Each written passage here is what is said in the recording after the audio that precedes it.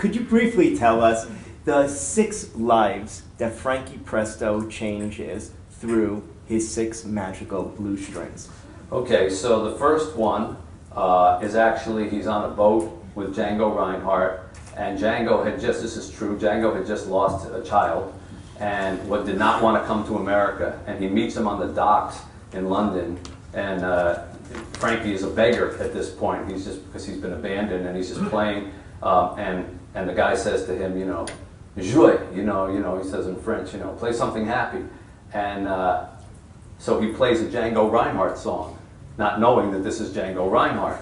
And the guy says, who is this? You know, who is this you're playing? Who is this? He says, oh, it's a song by Django Reinhardt. He says, yes, it is. And he says, let me see your guitar. And he takes it and he plays it, you know.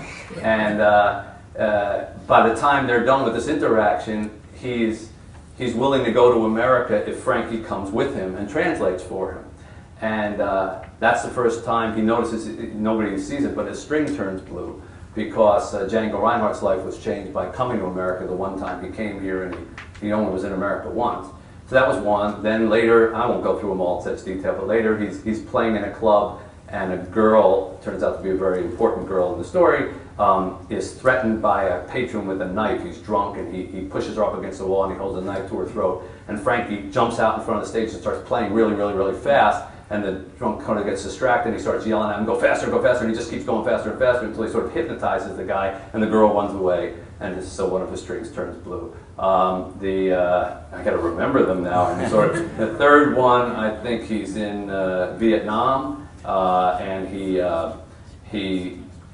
sees somebody from his past or whatever, and he ends up, there's an explosion, and his guitar case gets in the way of the shrapnel or whatever, and when they get up from this explosion, they see all the shrapnels in the guitar case instead of the guy underneath. And when he opens the guitar case, the string is turned blue.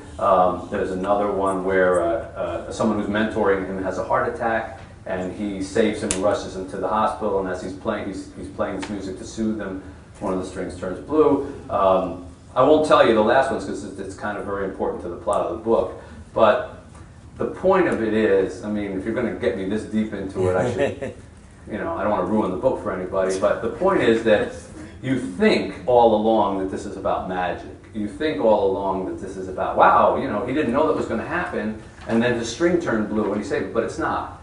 It's all, again, I'm trying to be careful, but what we think is magical in this world and we think is coincidence isn't. It's a result of a lot of the things that we've done that have gotten us to that point.